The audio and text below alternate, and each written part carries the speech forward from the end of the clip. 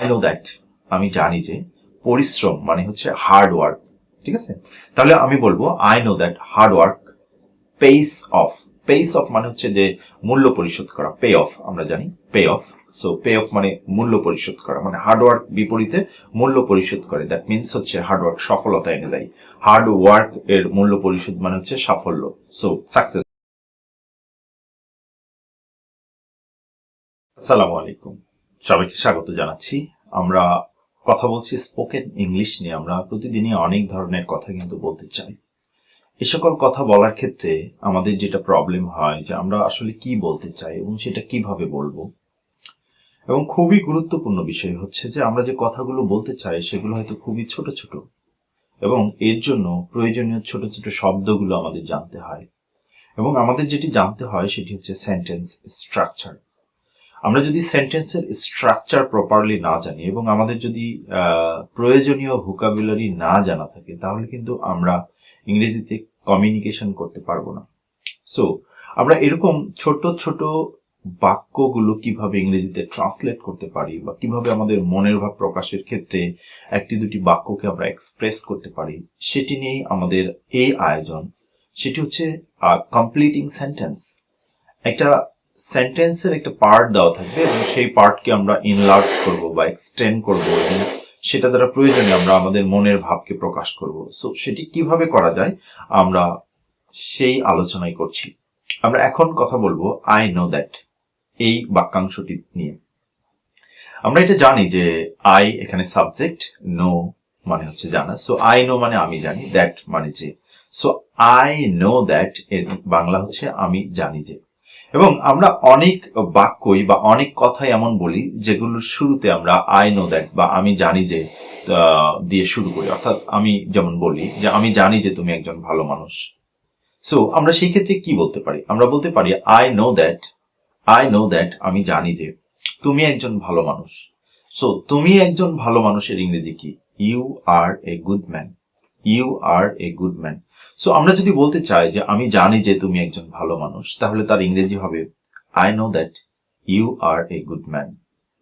But আমি যদি এটা বলতে চাই যে হ্যাঁ আমি জানি যে তুমি একজন বিদ্বান মানুষ, বিদ্বান, তাহলে বিদ্বানের ইংরেজি কি? আমরা আগের যে সেন্টেন্স জানলাম সেটা হচ্ছে আই নো দ্যাট মানে হচ্ছে আমি জানি, you are a good man, তুমি একজন ভালো মানুষ। বাট তুমি একজন বিদ্বান মানুষ, আমি একটু চেঞ্জ করলাম। এই যে চেঞ্জ করলাম, এখানে একটা নতুন শব্দ এসেছে, গুড ম্যান এর পরিবর্তে বিদ্বান মানুষ। এর ইংরেজি কি সেটি আমাদের জানতে হবে। সুতরাং এরকম ছোট ছোট পার্ট যদি আমরা জানি, তাহলে কিন্তু আমাদের সেন্টেন্স গুলোকে আমরা খুব সহসাই কমপ্লিট করতে পারবো। সো আমি যদি বলি যে তুমি একজন জ্ঞানী মানুষ, তাহলে জ্ঞানী মানুষের ইংরেজি হচ্ছে a man of letter. A man of letter. তাহলে আমরা বলবো I know that you are a man of letter. I know that you are a man of letter. I know that you are a man of letter. আমি জানি যে তুমি একজন বিদ্বান মানুষ।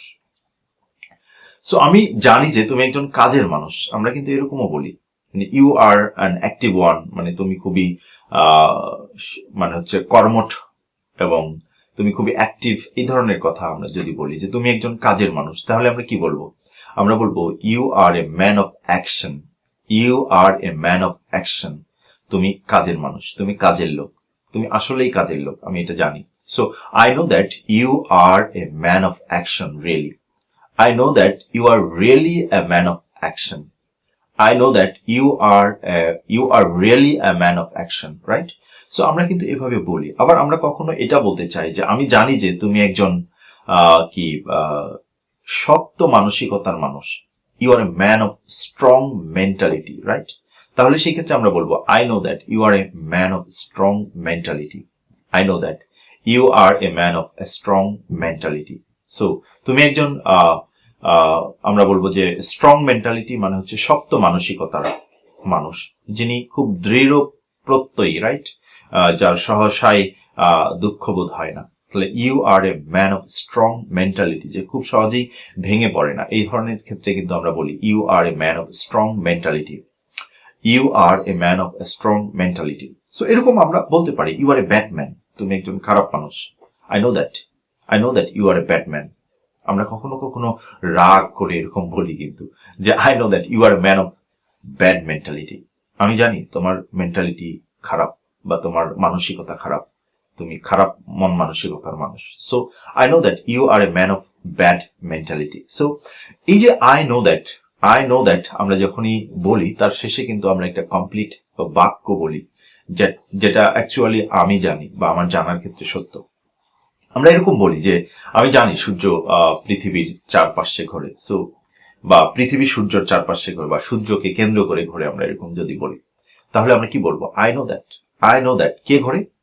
পৃথিবী ঘোরে। তাহলে আর্থ রিভলভস মানে হচ্ছে যে ঘোরা, চক্রাকারে বা ঘোরা, revolves around the sun, right?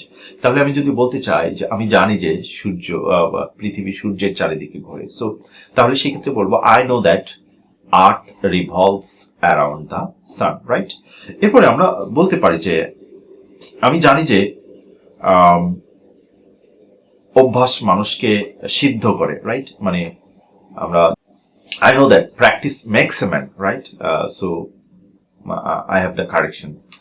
Practice makes a man, right? Because practice is a singular subject. So I know that practice makes a man perfect. Practice makes a man perfect, right? So আমি জানি যে অভ্যাস মানুষকে সুনিপুণ করে, অভ্যাস মানুষকে সিদ্ধ করে বা সিদ্ধি করে, রাইট? এরপরে আমরা আমি জানি যে সততাই সর্বোত্তম পন্থা, এটাও আমরা বলি। I know that honesty is the best policy. আমরা বলবো I know that honesty is the best policy. I know that honesty is the best policy. এরপরে আমরা জানি যে পরিশ্রম সফলতা এনে দেয়, রাইট? তাহলে আমরা যদি বলতে চাই যে আমি জানি যে পরিশ্রম সফলতা এনে দেয়, তাহলে আমরা কি বলবো? তাহলে সেক্ষেত্রে বলবো আই নো দ্যাট, আমি জানি যে পরিশ্রম মানে হচ্ছে হার্ড ওয়ার্ক, ঠিক আছে? তাহলে আমি বলবো I know that hard work pace of মানে হচ্ছে যে মূল্য পরিশোধ করা, পে অফ আমরা জানি, pay off. So pay off মানে মূল্য পরিশোধ করা, মানে হার্ড ওয়ার্ক বিপরীতে মূল্য পরিশোধ করে, দ্যাট মিনস হচ্ছে হার্ড ওয়ার্ক সফলতা এনে দেয়। হার্ড ওয়ার্ক এর মূল্য পরিশোধ মানে হচ্ছে সাফল্য, সো সাকসেস আমরা বলতে পারি। So I know that hard work pace of. I know that hard work pace of. So that's all for today. Thank you. Assalamu alaikum.